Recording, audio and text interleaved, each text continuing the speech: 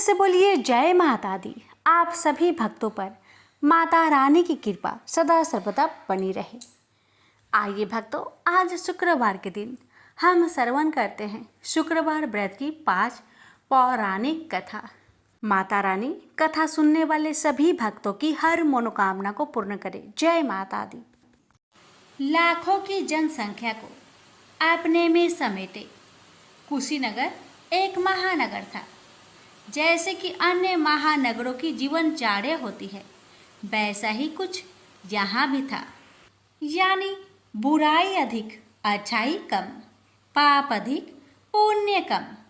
इसी कुशीनगर में हरिवंश नामक एक सद्गृहस्थ अपनी पत्नी दामिनी के साथ सुखी संपन्न जीवन गुजार रहा था। दोनों ही बड़े नेक और संतोषी स्वभाव के थे। धार्मिक कार्य अनुष्ठानों में उनकी अपार श्रद्धा थी। दुनियादारी से उनका कोई विशेष लेना देना नहीं था। अपने में ही मगन गृहस्थ की गाड़ी खींचे चले जा रहे थे दोनों। किसी ने ठीक ही कहा है, संकट और अतिथि की आने के लिए कोई समय निर्धारित नहीं होता। कुछ ऐसा ही हुआ दामिनी के साथ। जब उसका पति हरिवंश न जाने कैसे बुरे लोगों की संगत में फंस गया और घर गृहस्थी से उनका मन उचट गया। देर रात शराब पीकर घर आना और गाली गलौज तथा मारपीट करना उसका नित्य का नियम सा बन गया था। जुए, राटे, रेस तथा वैश्यागमन जैसे बुरे कर्म भी कुसंगति के बदौलत उसके पल्ले पड़ गए। धन कमाने की तीव्र लालसा ने हरिवंश की बुद्धि हर ली और उसको अच्छे बुरे का भी ज्ञान न रहा। घर में जो कुछ भी था सब उसके दुर्व्यसनों की भेंट चढ़ गया। जो लोग पहले उसका सम्मान करते थे अब उसे देखते ही रास्ता बदलने लगे। भूखमरी की हालत में भिखमंगों के समान उनकी स्थिति हो गई। लेकिन दामिनी बेहद संयमी और आस्थावान तथा संस्कारी स्त्री थी। ईश्वर पर उसे अटल विश्वास था। वह जानती थी कि यह सब कर्मों का फल है। दुख के बाद सुख तो एक दिन आना ही है। अचानक एक दिन दोपहर के समय द्वार पे हुई दस्तक की आवाज सुनकर दामिनी की तंद्रा भंग हुई। अतिथि सत्कार के भय मात्र से उसकी अंतर आत्मा कांप उठी, क्योंकि घर में अन्न का एक दाना भी नहीं था जो अतिथि की सेवा में अर्पित किया जा सकता। फिर भी संस्कारों की ऐसी प्रबलता थी कि उसका मन अतिथि सत्कार को उद्धत हो उठा। उसने उठकर द्वार खोला, देखा सामने एक दिव्य पुरुष खड़ा था। बड़े बड़े घुंघराले श्वेत केश, चेहरे को ढके हुए लहराती दाढ़ी, गेरुए वस्त्रों का आवरण पहने उसके चेहरे से तेज टपक पड़ रहा था। आंखों मानो अमृत सी वर्षा कर रही थी। उस दिव्य पुरुष को देखकर दामिनी को अपार शांति का अनुभव हुआ और वह उसे देखते ही समझ गई कि आगत वास्तव में कोई पहुंचा हुआ सिद्ध महात्मा है। उसके मन में अतिथि के प्रति गहन श्रद्धा के भाव उमड़ पड़े और वह उसे सम्मान सहित घर के भीतर ले गई। दामिनी ने जब उसे फाटे हुए आसन पर बैठाया तो वह मारे लज्जा के जमीन में गिर सी गई। उधर वह संत पुरुष दामिनी की ओर एकटक निहारे जा रहा था।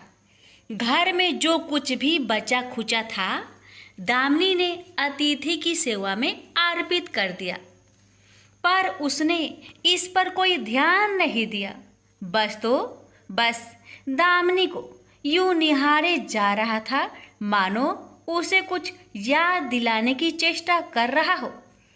जब काफी देर तक दामिनी कुछ न बोली तो उसने कहा, बेटी मुझे पहचाना नहीं क्या?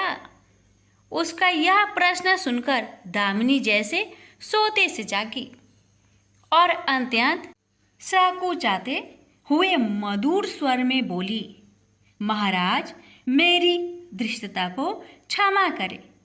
जो आप जैसे दिव्य पुरुष को मैं पहचान कर भी नहीं पहचान पा रही हूँ। पारिवारिक कष्टों ने तो जैसे मेरी सोचने समझने की शक्ति ही छीन ली है। लेकिन यह निश्चित है कि संकट की इस घड़ी में मुझे आप जैसे साधु पुरुष का ही सहारा है। तभी जैसे दामिनी को कुछ याद हो आया, वह उस साधु के चरणों में गिरकर बोल उठी, अब मैं आपको पहचान गई हूँ महाराज। स्नेहा रूपी अमृत की वर्षा करने वाले अपने शुभ चिंतक को कोई कैसे भूल सकता है भला। वास्तव में वह साधु मंदिर की राह के मध्य में बनी अपनी कुटिया के बाहर बट वृक्ष के नीचे बैठ साधना किया करता था और मंदिर आने जाने वाले सभी श्रद्धालु से प्रणाम करके स्वयं को कृतार्थ अनुभव करते थे।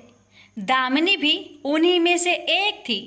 जब पिछले काफी दिनों से उसने उसे मंदिर की ओर आते जाते नहीं देखा तो उसकी कुशल क्षेम जानने के लिए पूछताछ करते हुए उसके घर की ओर आ निकला था।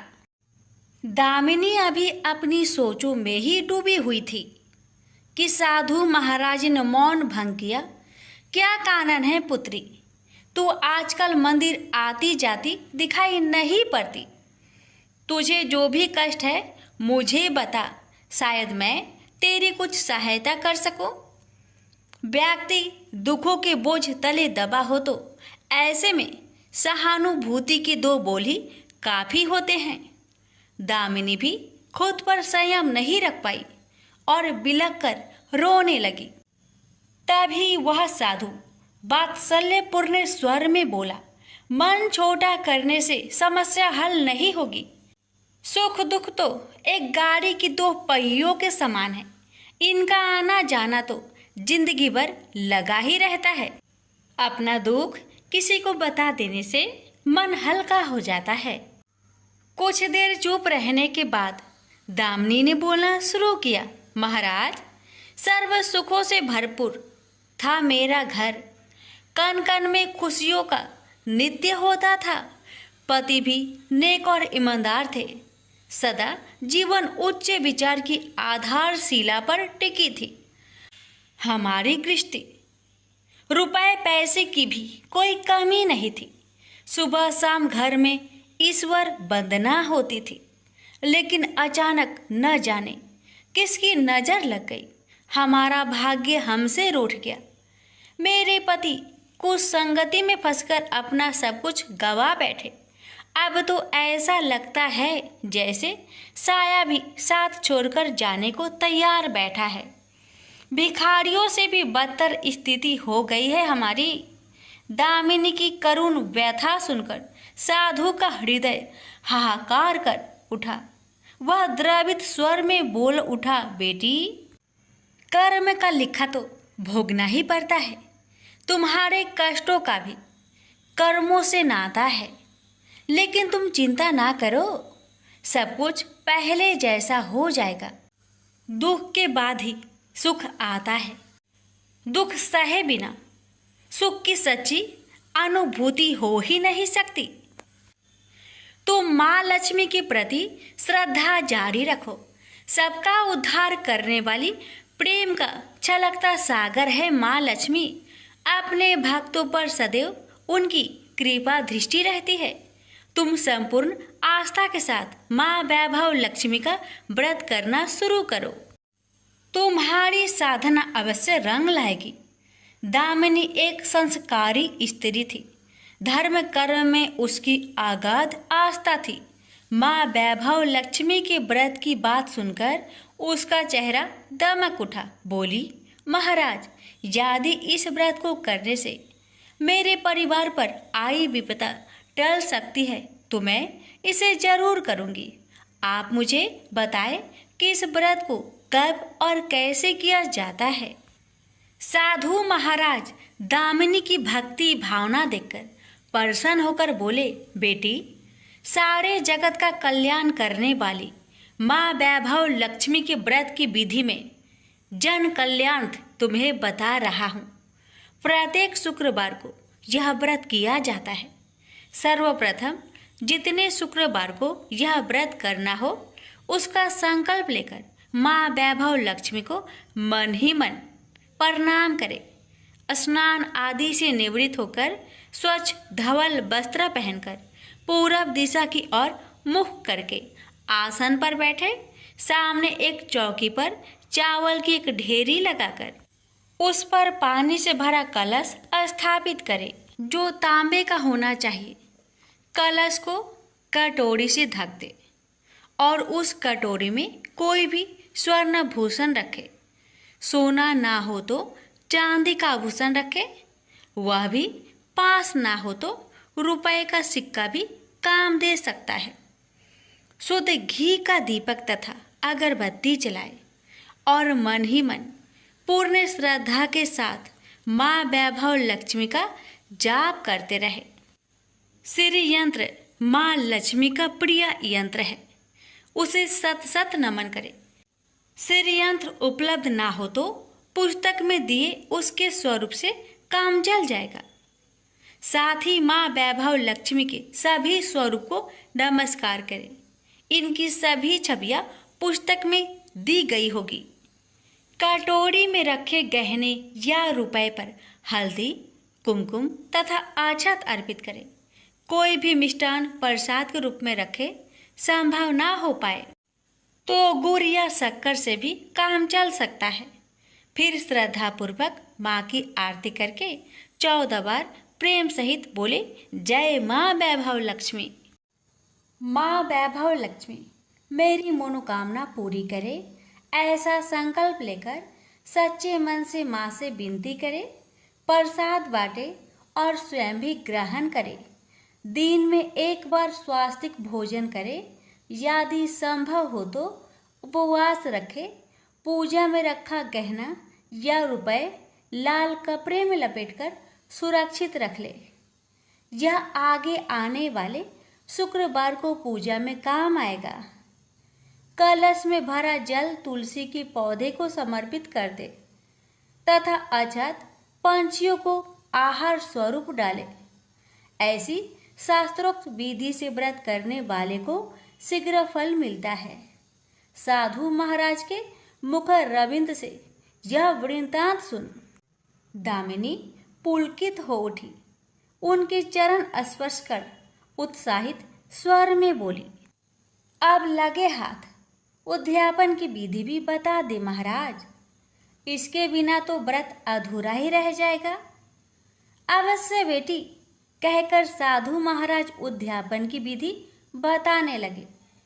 चाहे जितने भी शुक्रवार प्राय 11 या 21 व्रत करने का संकल्प लिया हो, लेकिन मन में माँ वैभव लक्ष्मी के प्रति श्रद्धा तथा आस्था बारंबार बनी रहनी चाहिए।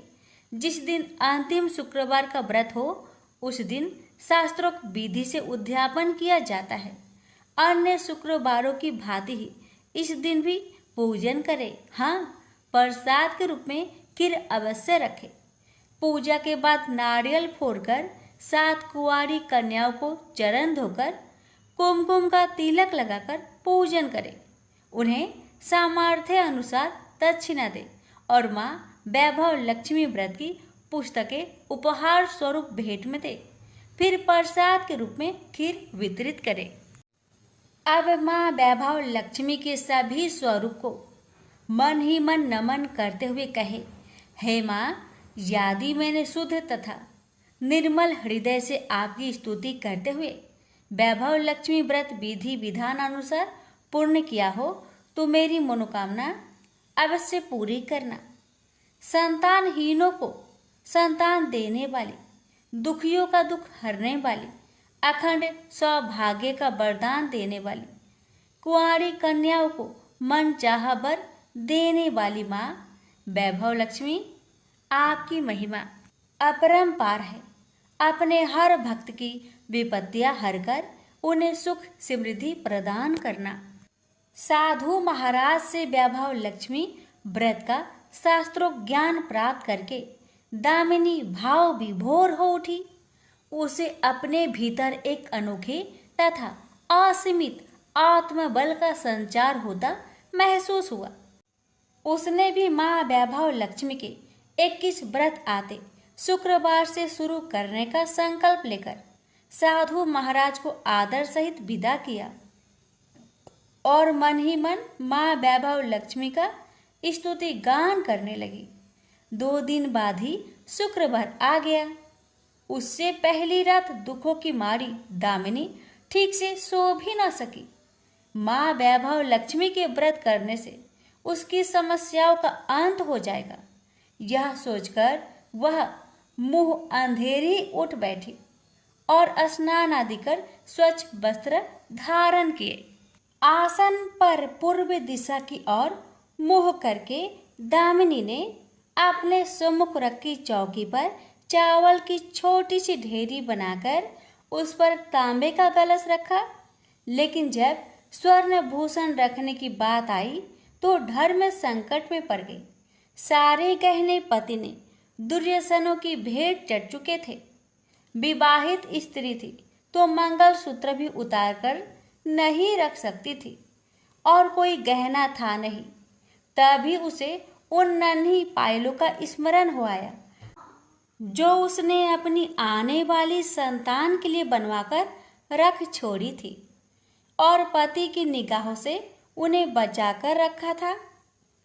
उसने झटपट वह पायलें निकाली और गंगा जल से धोकर उन्हें शुद्ध करके कलश पर रखी कटोरी में डाल दिया। डिब्बे की तली में से बची खुची शक्कर निकालकर उसे प्रसाद के रूप में रखा और विधि अनुसार व्रत किया। सर्वप्रथम उसने अपने पति को प्रसाद दिया। आने वाला पूरा सप्ताह बड़े ही हंसी खुशी से बीता। बात बात पर झल्ला उठने वाला उसका पति अपेक्षाकृत शांत तथा संयत रहा। कोई मारपीट तथा कलेश घर में नहीं हुआ। इसे दामिनी ने माँ वैभव लक्ष्मी का चमत्कार समझा और मन ही मन उन्हें प्रणाम किया। माँ वैभव लक्ष्मी के प्रति उसकी आस्था और भी बलवती हो गई। इसी प्रकार शास्त्रोक्त विधि से दामिनी ने 20 शुक्रवार के व्रत पूरे कर लिए। इस बीच कई परिवर्तन हुए थे। उसका पति कुसंगति छोड़कर सीधी राह पर आ गया था और उसका कामकाज भी जमने लगा था। घर में यदि किसी चीज की बहुतायत नहीं थी तो कमी भी नहीं रह गई थी।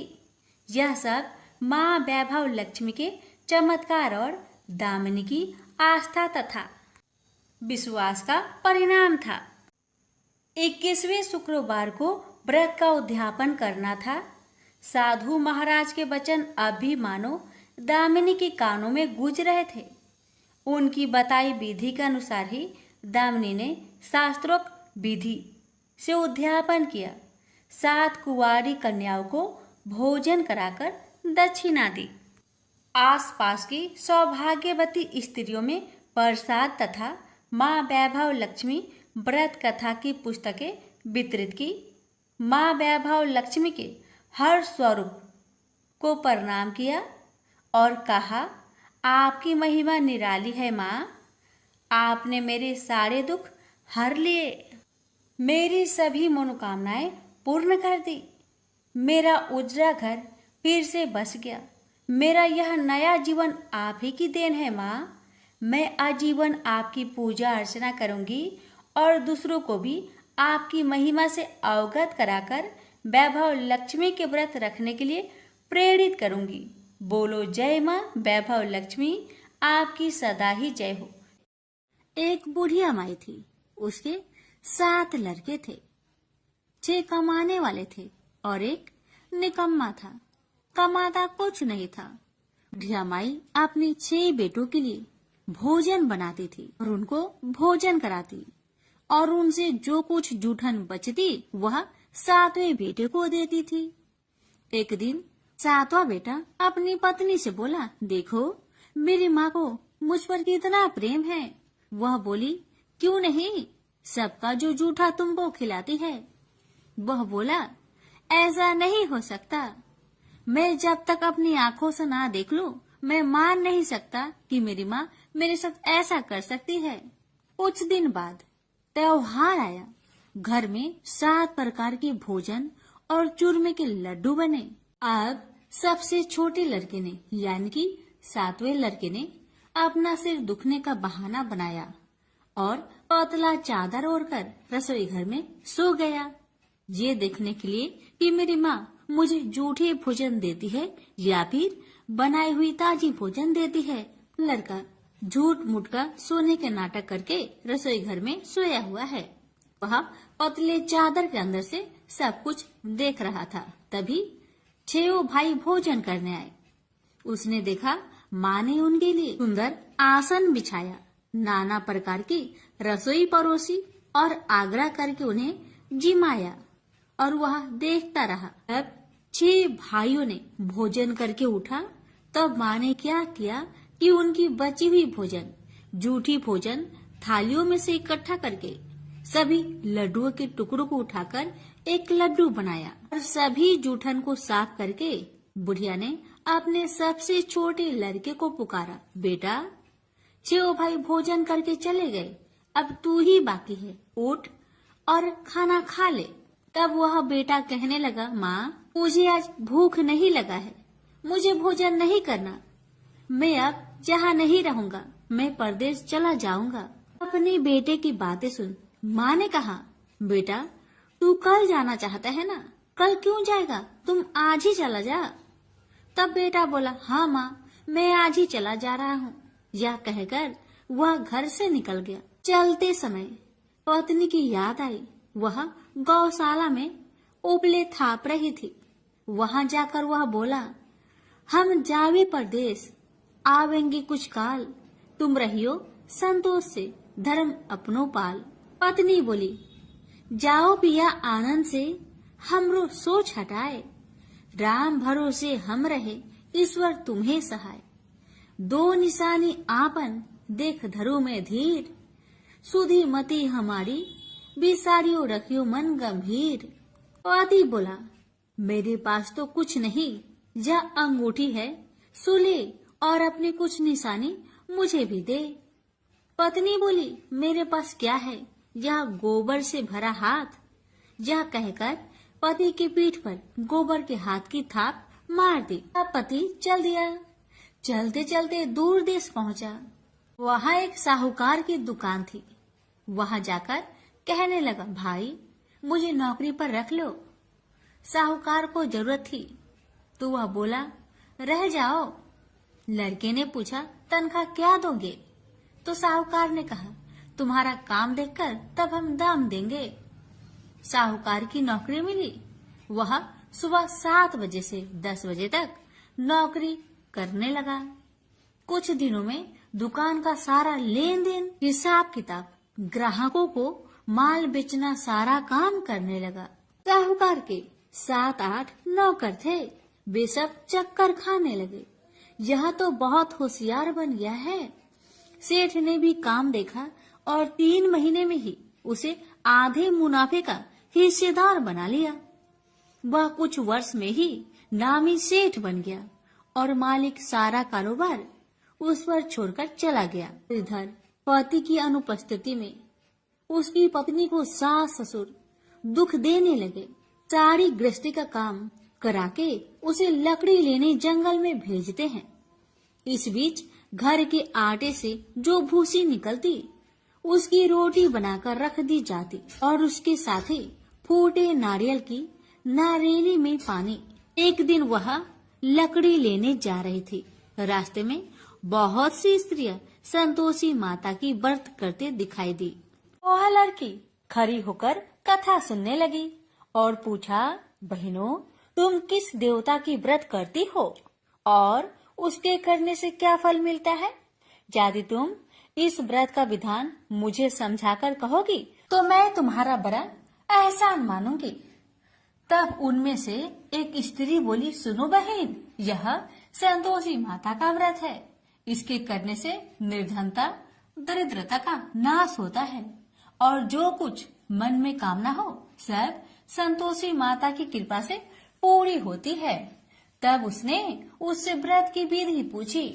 वह भक्तिनी स्त्री बोली, 1.25 आने का गुड़ चना लेना, इच्छा हो तो 5.25 आने का लेना, या फिर 1.25 रुपए का भी सहूलियत के अनुसार लाना। बिना परेशानी और श्रद्धा व प्रेम से जितना भी बन पड़े सवाया लेना। प्रत्येक शुक्रवार को निराहार रहकर कथा सुनना। इसके बीच कर्म टूटे नहीं, लगातार नियम पालन करते रहना। सुनने वाला कोई न मिले तो घी का दीपक जला उसके आगे या जल के पात्र के सामने रखकर कथा कहना। जब कार्य सिद्ध न हो नियम का पालन करना और कार्य सिद्ध हो जाने पर व्रत का उद्यापन करना।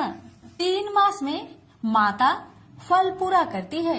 यदि किसी के ग्रह खोटे भी हो तो भी माता वर्ष भर में कार्य सिद्ध करती है।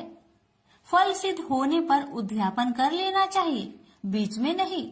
उद्यापन में 2.5 सेर आटे का खाजा तथा इसी परिमाण में खीर तथा चने का साग करना। 8 लड़कों को भोजन कराना। जहाँ तक मिले देवर जेठ भाई बंधु के हो, न मिले तो रिश्तेदारों और पास पड़ोसियों को बुलाना। उन्हें भोजन करा, यथाशक्ति दक्षिणा दे।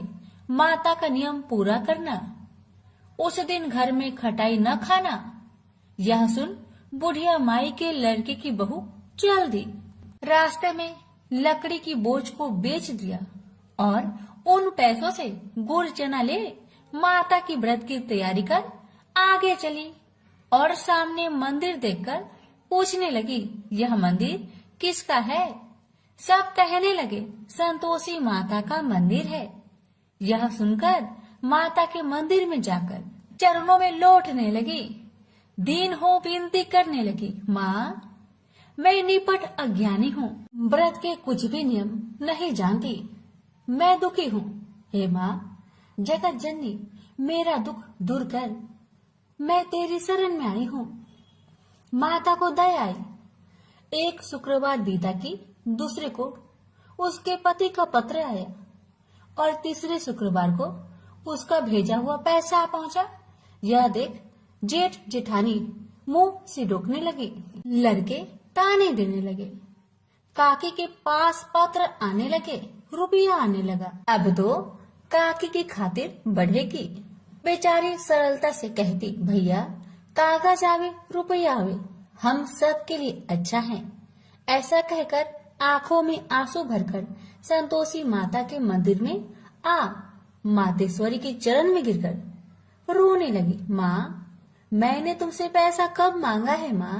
मुझे पैसे से क्या काम है माँ? मुझे तो अपने सुहाग से काम है। मैं तो अपने स्वामी के दर्शन मांगती हूँ माँ।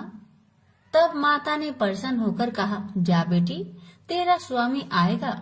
यह सुनकर खुशी से बावली होकर घर जा पहुंची, अपना काम काज करने लगी।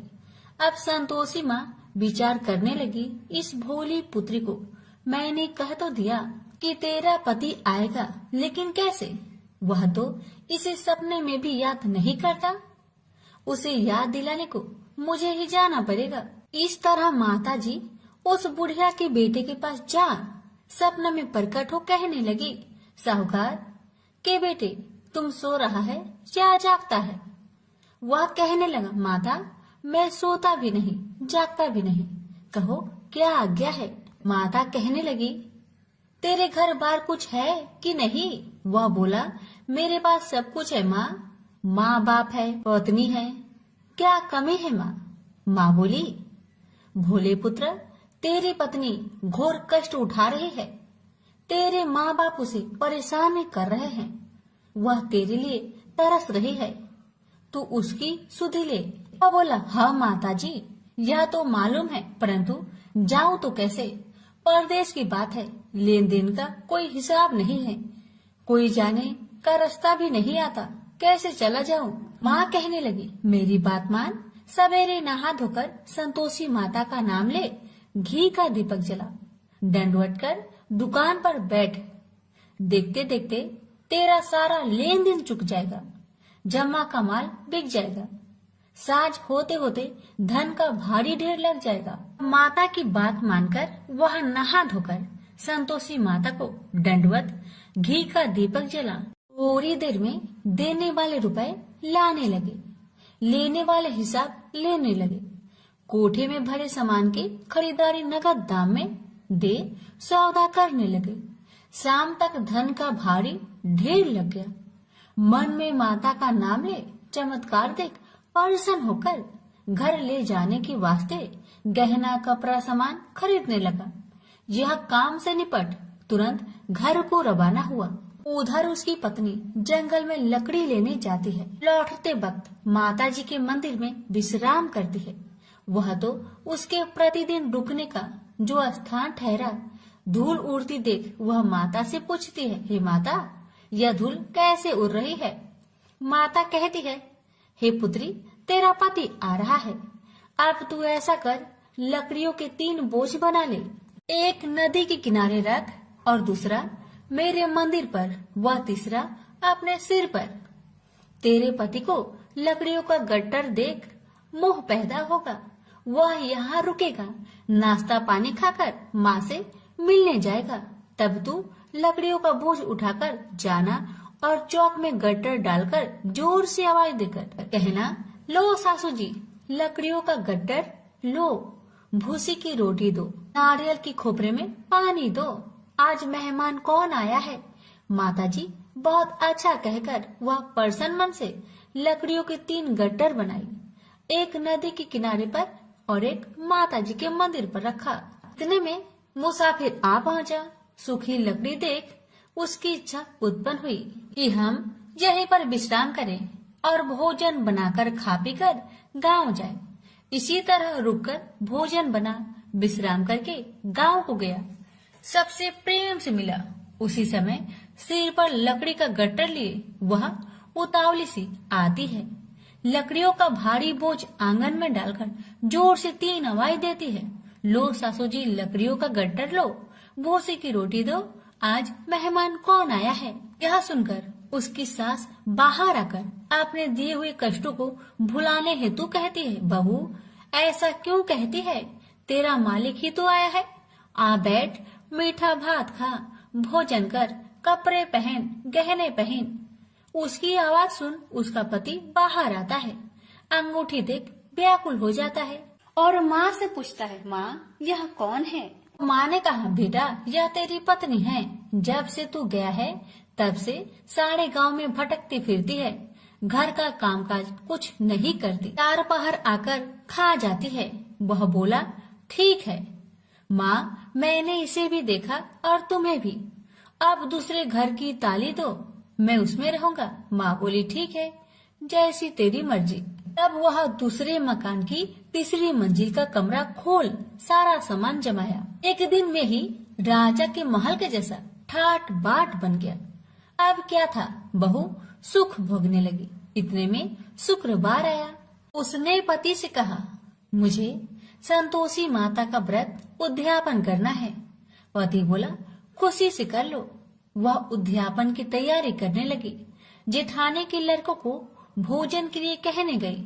उन्होंने मंजूर किया, परंतु पीछे से जेठानी ने अपने बच्चों को सिखाया, देखो भोजन के समय खटाई मांगना, जिससे उसका उद्यापन पूरा ना हो। अब तो बच्चे जिमने आए, खीर खाना पेट भर के खाए, परंतु बाद में खाते ही कहने लगे, हमें खटाई दो, खीर खाना हमको नहीं भाता, देखकर आरुचि होती है। वह कहने लगी, भाई खटाई किसी को नहीं दी जाएगी, यह माँ संतोषी का प्रसाद है। लड़के उठ खड़े हुए, बोले, पैसे लाओ। भोली बहू कुछ जानती नहीं थी, वह उन बालकों को पैसे दे दिए। लड़के उसी समय हट करके इमली खटाई ले खाने लगे। यह देखकर बहू पर माताजी ने कोप किया। राजा के दूत उसके पति को पकड़कर ले गए। जेठ जेठानी मन माने वचन कहने लगे, लूट लूट कर धन इकट्ठा कर लाया है, अब सब मालूम पड़ जाएगा जब जेल की मार खाएगा। बहू से यह सहन नहीं हुआ। रोती हुई बहू माताजी के मंदिर गई। कहने लगी, हे माता, तुमने क्या किया? हंसाकर अब भक्तों को रुलाने लगी। माता बोली, बेटी तूने उद्यापन करके मेरा व्रत भंग किया है। वह कहने लगी, माता मैंने कुछ अपराध किया है क्या? मैंने तो भूल से लड़कों को पैसे दे दिए थे, मुझे क्षमा करो, मैं फिर तुम्हारा उद्यापन करूंगी। माँ बोली, अब भूल मत करना। अब कहती है, अब भूल नहीं होगी। अब बतलाओ वो कैसे आएंगे? माँ बोली, जा पुत्री, तेरा पति तुझे रास्ते में आता मिलेगा। वह निकली, राह में पति आता मिला। वही पूछी, कहाँ गए थे? वह कहने लगा, इतना धन जो जमाया है उसका टैक्स राजा ने मांगा था, वह भर नहीं गया था। वह परेशान हो बोली, भला हुआ, अब घर को चलो। कुछ दिन बाद फिर शुक्रवार आया। फिर वह बोली, मुझे माता का उद्यापन करना है। पति ने कहा, करो पत्नी। फिर जेठ के लड़कों को भोजन को कहने गई। ठानी ने एक दो बातें सुनाई। सब लड़कों को सिखाने लगी, तुम सब लोग पहले ही खटाई मांगना। लड़के भोजन से पहले कहने लगे, हमें खीर नहीं खाना, हमारा जी बिगड़ता है, कुछ खटाई खाने को दो। वह बोली, खटाई किसी को नहीं मिलेगा, आना हो तो आओ। वह ब्राह्मण के लड़के को लाकर भोजन कराने लगी। यथाशक्ति दक्षिणा की जगह एक एक फल उन्हें दिया। संतोषी माता प्रसन्न हुई। माता की कृपा होते ही 9वें मास में उसके चंद्रमा के समान सुंदर पुत्र प्राप्त हुआ। पुत्र को पाकर प्रतिदिन माताजी के मंदिर में जाने लगी। माँ ने सोचा, यह रोज आती है, आज क्यों न आई, इसके घर चलो। यह विचार कर माता ने भयानक रूप बनाया। गुड़ चने से सना मुख, ऊपर सूर्य के समान होठ, उस पर मक्खियां भीन भीन कर रही थी।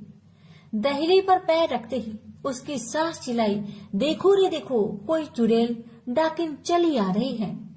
लड़कों, इसे भगाओ, नहीं तो किसी को खा जाएगी। लड़के भागने लगे, चिल्लाकर खिड़की बंद करने लगे। बहू रोशनदान में देख रही थी, प्रसन्नता से पगली बंद चिल्लाने लगी, आज मेरी माँ मेरे घर आई है, आज मेरी माता मेरे घर आई है। वह बच्चों को दूध पीने से हटाती थी। इतने में सास का क्रोध फट पड़ा। वह बोली, क्यों उतावली हुई है, बच्चे को पटक दिया। इतने में माँ के प्रताप से लड़के ही लड़के नजर आने लगे। वह बोली, माँ जिसका मैं व्रत करती हूँ, यह वही संतोषी माता है। सबने माता जी के चरण पकड़ लिए और विनती कर कहने लगे, हे माता, हम मूर्ख हैं, अज्ञानी हैं, तुम्हारे व्रत की विधि हम नहीं जानते। व्रत भंग कर हमने बड़ा अपराध किया है। जग माता, आप हमारा अपराध क्षमा करो। इस प्रकार माता प्रसन्न हुई। बहू को प्रसन्न हो जैसा फल दिया, वैसा माता सबको दे। जो पढ़े उसका मनोरथ पूर्ण हो, जो सुने उसका भी मनोरथ पूर्ण हो। प्रेम से बोली संतोषी माता की जय। एक समय की बात है, काशी निवासी धनंजय की पत्नी का नाम सुलक्षणा था। उसे अन्य सब सुख प्राप्त थे, केवल निर्धनता ही उसके दुख का एकमात्र कारण थी। यह दुख उसे हर समय सताता रहता था। एक दिन सुलक्षणा पति से बोली, स्वामी आप कुछ उद्यम करो तो काम चले। इस प्रकार कब तक काम चलेगा? सुलक्षणा की बात धनंजय के मन में बैठ गई और वह उसी दिन विश्वनाथ शंकर जी को प्रसन्न करने के लिए बैठ गया और कहने लगा, हे देवाधिदेव विश्वेश्वर, मुझे पूजा पाठ कुछ नहीं आता है, केवल आपके भरोसे बैठा हूँ। इतनी विनती करके वह 2-3 दिन भूखा प्यासा बैठा रहा। यह देखकर भगवान शंकर ने उसके कान में अन्नपूर्णा अन्नपूर्णा अन्नपूर्णा इस प्रकार 3 बार कहा। यह कौन क्या कह गया? इसी सोच में धनंजय पड़ गया कि मंदिर से आते ब्राह्मणों को देखकर पूछने लगा, पंडित जी अन्नपूर्णा कौन है? ब्राह्मणों ने कहा, तू अन्न छोड़कर बैठा है, सो तुझे अन्न की बात सूझती है, जा घर जाकर अन्न ग्रहण कर। धनंजय घर गया, स्त्री से सारी बात कही। वह बोली, नाथ चिंता मत करो, स्वयं शंकर जी ने यह मंत्र दिया है, वे स्वयं ही खुलासा करेंगे, आप फिर जाकर उनकी आराधना करो। धनंजय फिर जैसा कि तैसा पूजा में बैठ गया। रात्रि में शंकर जी ने आज्ञा दी और कहा, तू पूर्व दिशा में चला जा, वहाँ अन्नपूर्णा का नाम जपता जाता और रास्ते में फल खाता, झरनों का पानी पीता जाता। इस प्रकार कितने ही दिनों तक चलता गया। वहाँ उसे चांदी सी चमकती वन की शोभा देखने में आई। सुंदर सरोवर देखने में या उनके किनारे कितनी ही अप्सराएं झुंड बनाए बैठी थी। एक कथा सुनाती और सब मिलकर माँ अन्नपूर्णा इस प्रकार बार बार कहती थी। यह अगहन मास की उजेली रात्रि थी और आज से ही व्रत का प्रारंभ था। जिस शब्द की खोज करने वह निकला था वह उसे वहां सुनने को मिला। धनंजय ने उसके पास जाकर पूछा, हे देवियों, आप यहाँ क्या करती हो? उन सब ने कहा, हम माँ अन्नपूर्णा का व्रत करती हैं। धनंजय ने पूछा, व्रत पूजा करने से क्या होता है? यह किसी ने किया भी है? इसे कब किया जाए? कैसा व्रत है और कैसी विधि है? मुझसे भी विस्तार से बताओ। वे कहने लगी, इस व्रत को सब कोई कर सकते हैं। 21 दिन तक के लिए 21 गांठ का सूत लेना चाहिए। 21 दिन यानी न बने तो एक दिन उपवास करे, या भी ना बने तो केवल कथा सुनकर प्रसाद ले। निराहार रहकर कथा कहे, कथा सुनने वाला कोई न मिले तो पीपल के पत्तों को रख, सुपारी या घृत कुमारी वृक्ष को सामने कर, दीपक को साक्षी कर, सूर्य गाय तुलसी या महादेव को बिना कथा सुनाए मुख में दाना न डाले। यदि भूल से कुछ पड़ जाए तो एक दिवस फिर उपवास करे। व्रत के दिन क्रोध न करे और झूठ ना बोले। धनंजय बोला, इस व्रत के करने से क्या होगा? वे कहने लगी, इसके करने से अंधों को नेत्र मिले, लुल्लू को हाथ मिले, निर्धन के घर धन आए, बाझिन को संतान मिले, मूर्ख को विद्या आए। जो जिस कामना से व्रत करे माँ उसकी इच्छा पूरी करती है। वह कहने लगा, बहनों, मेरे पास भी धन नहीं है, विद्या नहीं है, कुछ भी तो नहीं है। मैं तो दुखिया ब्राह्मण हूँ, मुझे इस व्रत का सूत दोगी? हाँ भाई, तेरा कल्याण हो, हम तुम्हें अवश्य देंगे। ले, इस व्रत का मंगल सूत्र ले। धनंजय ने व्रत किया। व्रत पूरा हुआ तभी सरोवर में से 21 खंड की स्वर्ण सीढ़ी हीरा मोती जड़ी हुई प्रकट हुई। धनंजय अन्नपूर्णा अन्नपूर्णा कहता जाता था। इस प्रकार कितनी ही सीढ़ियां उतर गया तो क्या देखता है कि करोड़ों सूर्य से प्रकाशमान अन्नपूर्णा का मंदिर है। उसके सामने स्वर्ण सिंहासन पर माता अन्नपूर्णा विराजमान है। सामने भिक्षा हेतु शंकर भगवान खड़े हैं। देवांगनाएं चवर डुलाती है, कितनी ही हथियार बांधे पहरा देती है। धनंजय दौड़कर जगदम्बा के चरणों में गिर गया। देवी उसके मन का कलेश जान गई। धनंजय कहने लगा, माता, आप तो अंतर्यामी हो, आपको अपनी दशा क्या बताऊं? माता बोली, मेरा व्रत किया है, जा, संसार तेरा सत्कार करेगा।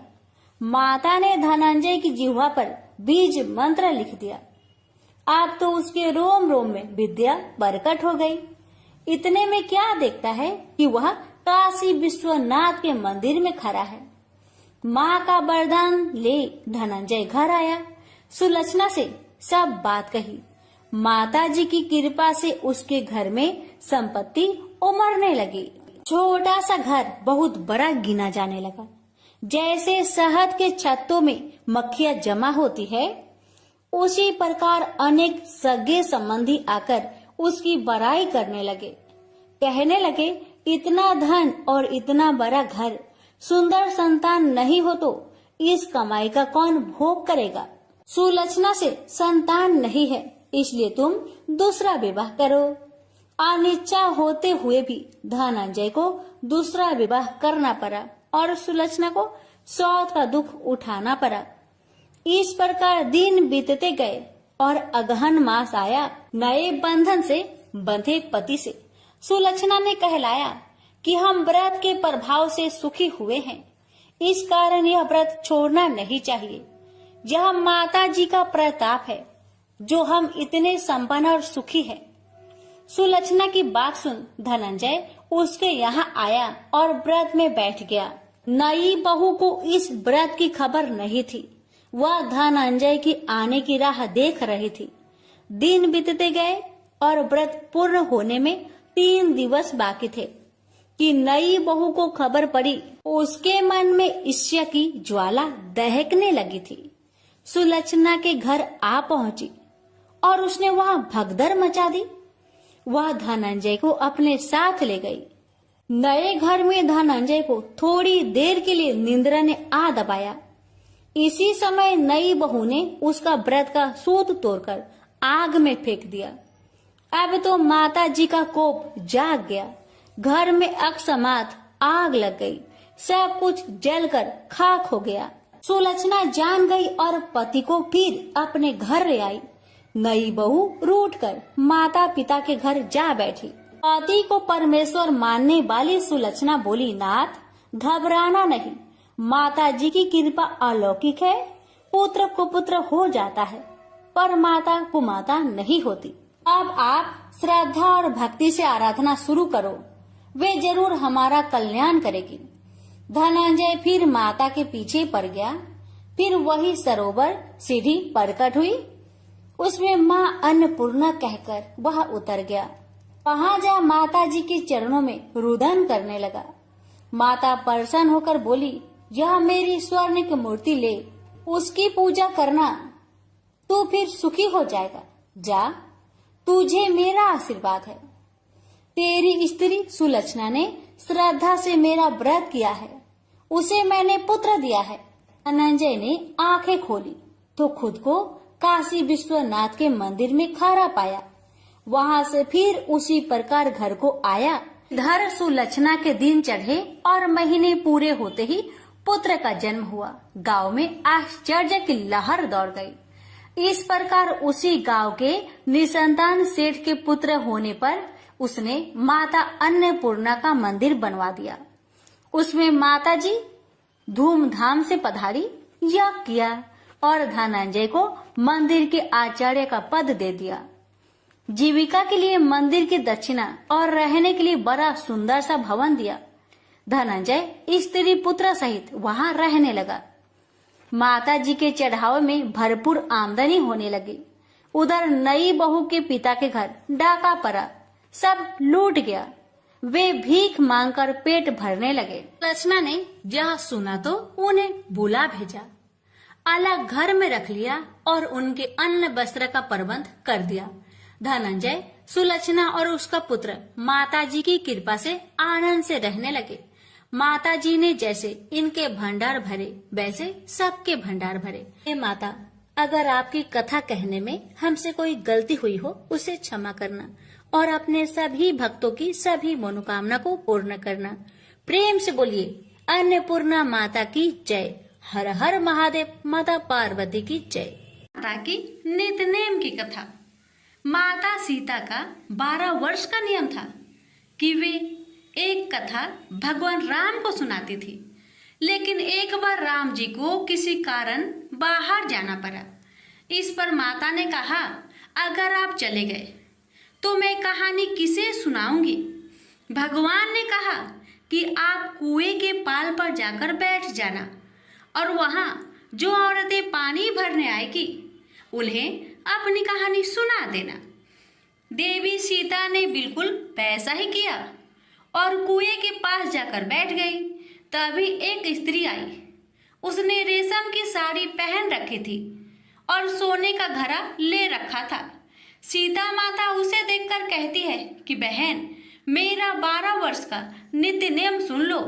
लेकिन उस स्त्री ने उनका नियम सुनने को मना कर दिया और बिना सुने वहां से चली गई। थोड़ी देर बाद उसकी रेशम जरी की साड़ी फट गई। सोने का घड़ा मिट्टी के घड़े में बदल गया। ये देख उसकी सास उस पर गुस्सा किया और कहा कि किसका दोष अपने सिर लेकर आई है। सास की बात सुनकर बहू ने सारी बात अपनी सास को सुना दी।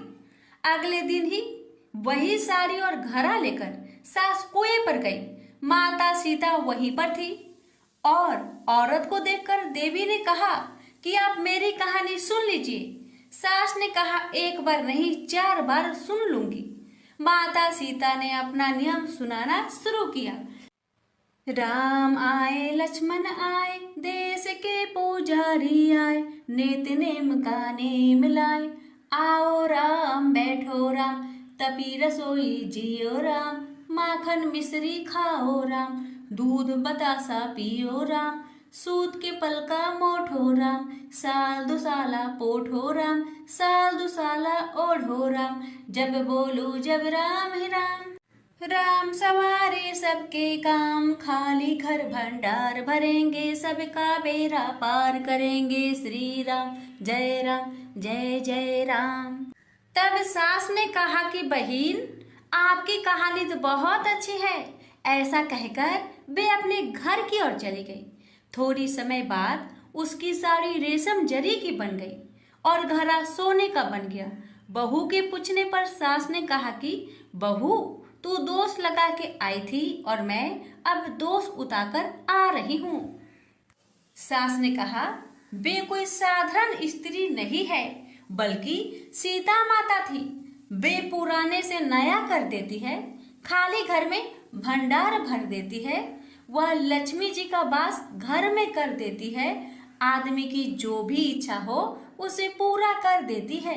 बहू के कहने पर सास ने वही कहानी उसे भी सुना दी और ऐसे ही पूरे मोहल्ले में नित्य नेम की कथा चल पड़ी। प्रेम से बोलिए सिया रामचंद्र की जय। राम लक्ष्मण जी की कहानी। राम लक्ष्मण की कहानी भगवान श्री राम, लक्ष्मण और सीता जी पिता दशरथ जी की आज्ञा से वनवास जाने लगे। रास्ते में सभी तीर्थ गंगा, जमुना, गोमती नदियों में पितृ तर्पण कर वन में कंदमूल फल फूल खाते हुए वन में अपना समय व्यतीत करने लगे। एकम के दिन लक्ष्मण जी ने राम जी की आज्ञा से फल मूल लाकर माँ सीता को दिए।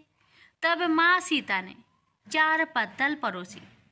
तब लक्ष्मण ने पूछा, भाभी माँ, हम 3 हैं, फिर 4 में क्यों परोसा?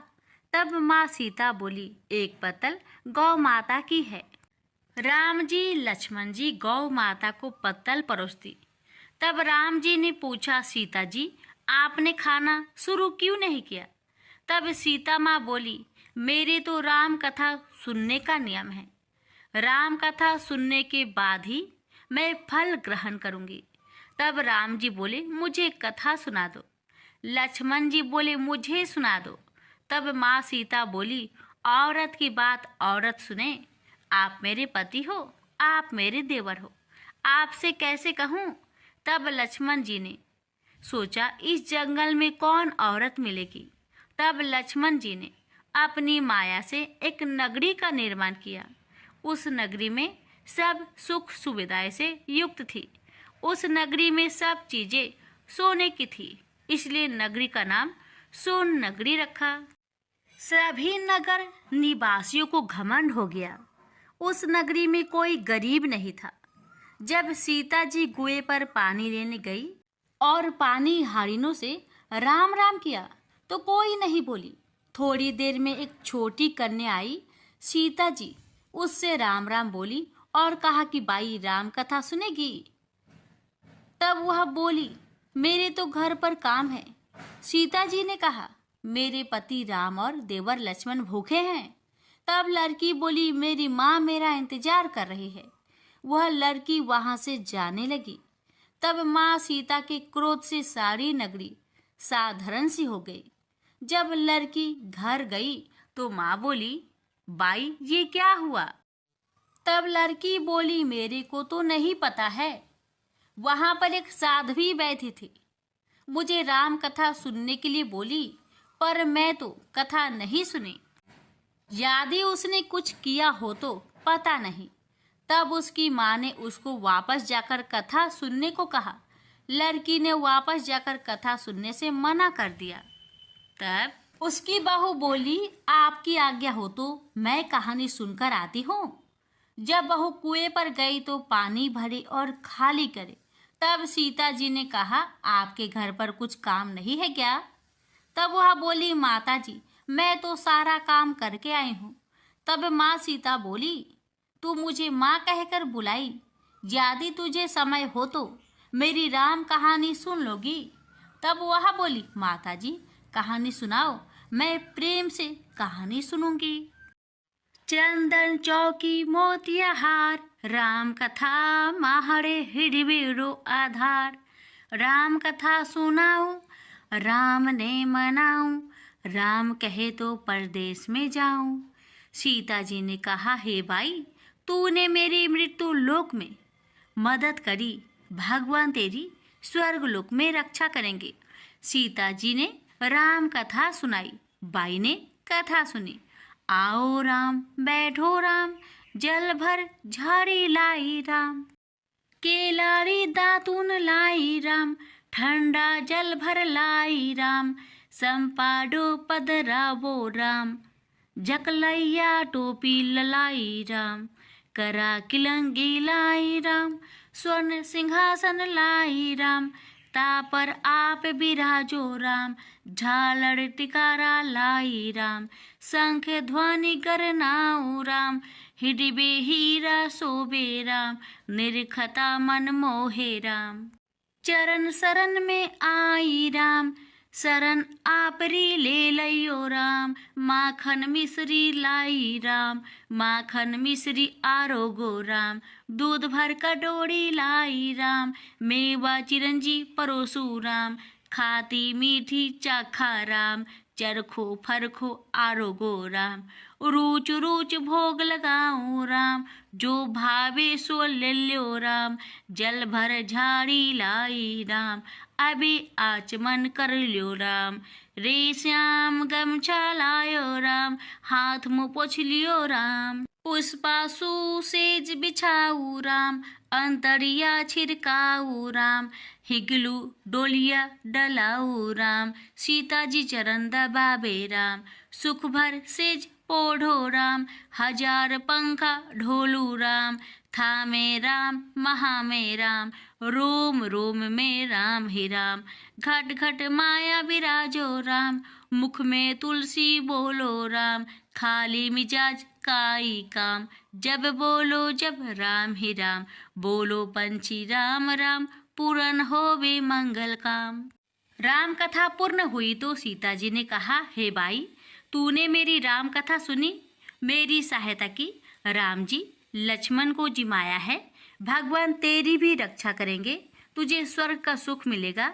सीता माता ने उपहार स्वरूप अपने गले का हार दे दिया। जब वह घर गई तो उसके मटका सब सोने के हो गए। सासू जी ने कहा, ये सब तू कहाँ से लाई? मैं माँ सीता से राम कथा सुनी, ये इसी का फल है।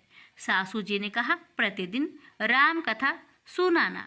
बाई को राम कथा सुनते हुए बहुत दिन हो गए।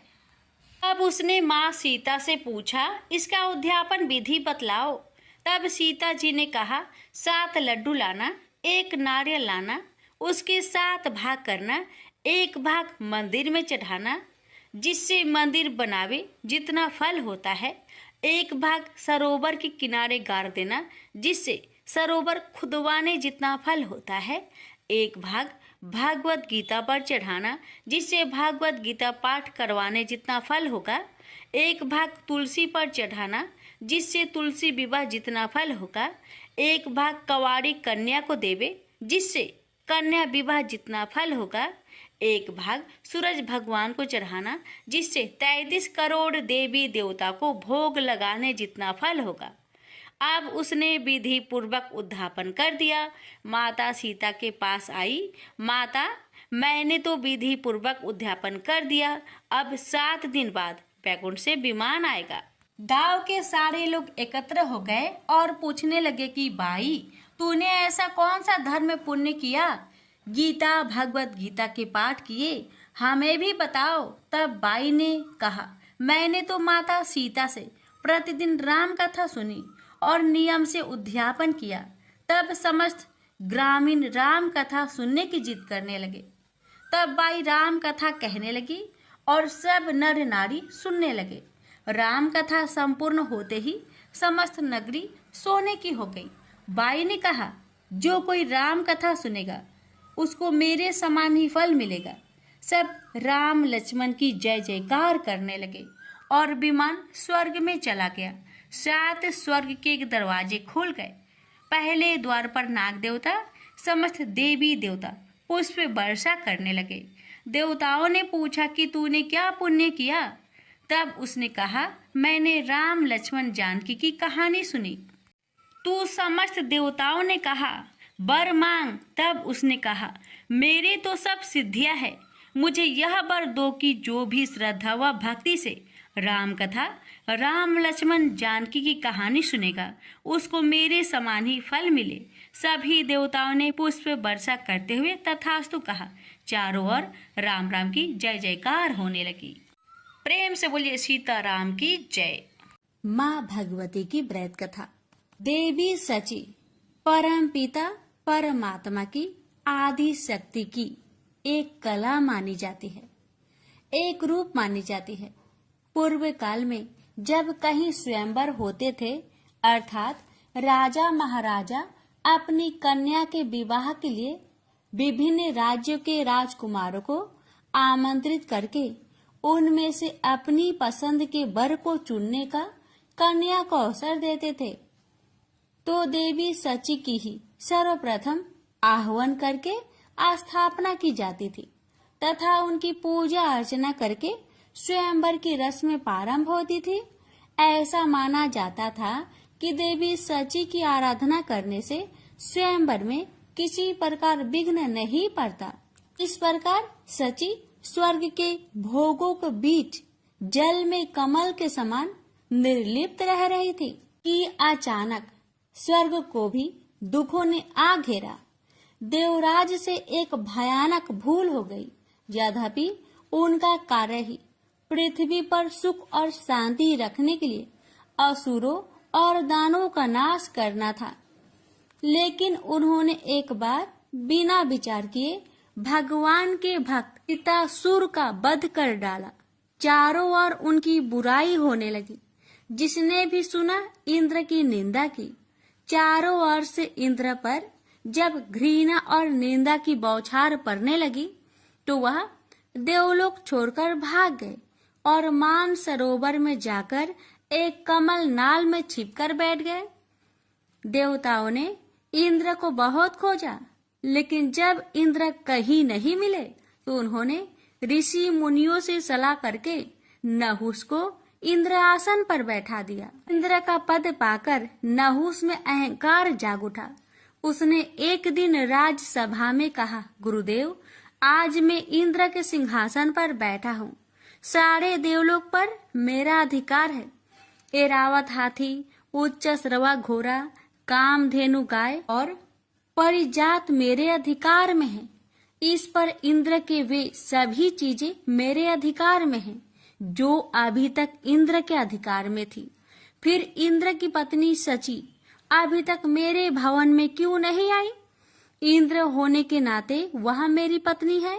उससे कहिए कि वह आज रात मेरे रंग भवन में आ जाए और फिर वहीं रहे। नहुस का संदेश लेकर गुरु बृहस्पति जब इंद्र की पत्नी सची के पास पहुंचे तो सची परेशान हो उठी। वह बोली, गुरुदेव, मैं पतिव्रता स्त्री हूँ। अपने पति का अतिरिक्त मैंने आज तक किसी परम पुरुष की ओर आंख उठाकर भी नहीं देखा। मैं नहुस की इस आज्ञा का पालन कैसे कर सकती हूँ? बृहस्पति बोले, इंद्राणी, इस संकट से यदि तुम्हें कोई उबार सकता है तो वह केवल माँ भगवती दुर्गा ही है। तुम उन्हीं की आराधना करो, वही तुम्हारी सहायता करेगी। सची बोली, ठीक है गुरुदेव। जाकर नहुस से कह दीजिए कि मैं आजकल देवी की आराधना कर रही हूँ। जब मेरी आराधना समाप्त हो जाएगी, मैं स्वयं नहुस को अपने भवन में बुला लूंगी। बृहस्पति सची का संदेश लेकर नहुस के पास चले गए तो सची ने देवी की आराधना करनी आरंभ कर दी। उनकी आराधना से प्रसन्न होकर देवी ने प्रकट होकर कहा, मैं तुम्हारी हालत को अच्छी तरह जानती हूँ सची, बोलो मैं तुम्हारी क्या सहायता करूँ। सची बोली, माँ भगवती, न जाने मेरे पति कहाँ चले गए हैं। सारे देवता उन्हें खोज खोज कर थक गए हैं। मैं उनसे मिलना चाहती हूँ। भगवती दुर्गा बोली, मैं जानती हूँ कि इंद्र इस समय कहाँ है। तुम मान सरोवर पर चली जाओ, वहाँ मेरी एक मूर्ति रखी है। उस मूर्ति को लोग विश्वकामा देवी के नाम से पुकारते हैं। इंद्र आजकल नियमित रूप से उसी मूर्ति की पूजा करते हैं।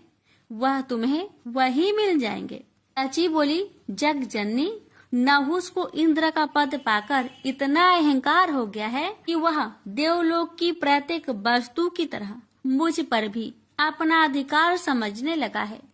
उसने कहा है कि मैं उसके भवन में जाकर उसकी पत्नी के रूप में रहूं। भगवती दुर्गा बोली, नहुस से बचने का उपाय तुम्हें बता देती हूँ।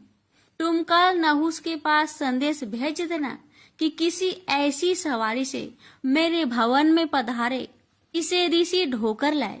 देवी की कृपा से उसी दिन मान सरोवर पर सची की इंद्र के साथ भेंट हो गई और दूसरे दिन उन्होंने एक दासी से कहकर वह संदेश नहुस के पास भिजवा दिया जो देवी ने बताया था।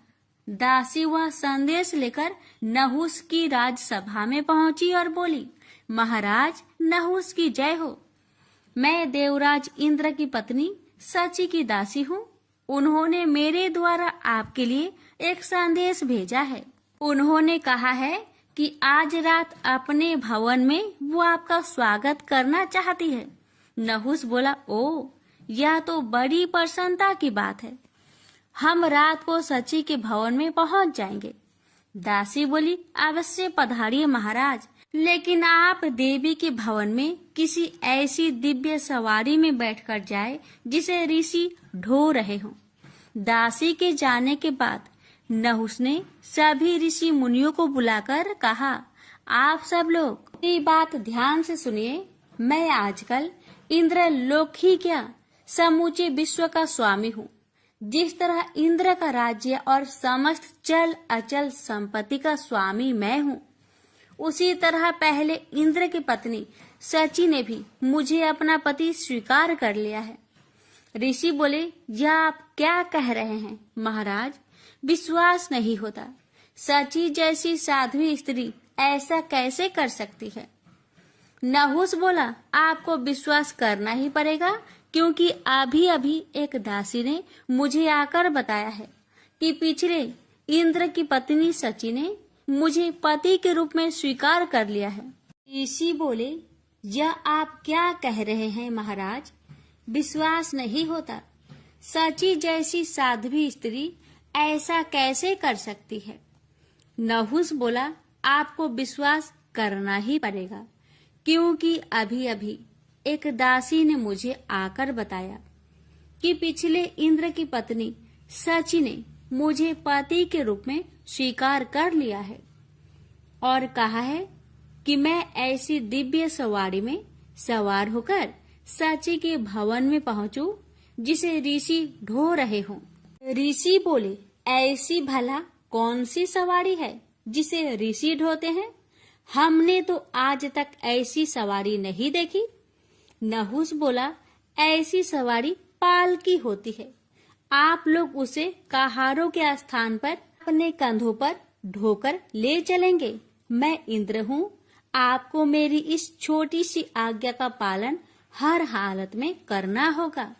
नहुस की इस आज्ञा को सुनकर ऋषियों को बहुत बुरा लगा। जी चाहा कि नहुस को श्राप दे दे। लेकिन अचानक उनके मन में माँ भगवती ने एक नई भावना जगा दी। उन सभी ने सोचा कि नहुस के सर्वनाश के दिन निकट आ गए हैं, इसलिए उन्हें शांत रहना चाहिए। नहुस ने बड़ी बेचैनी से शाम की प्रतीक्षा की।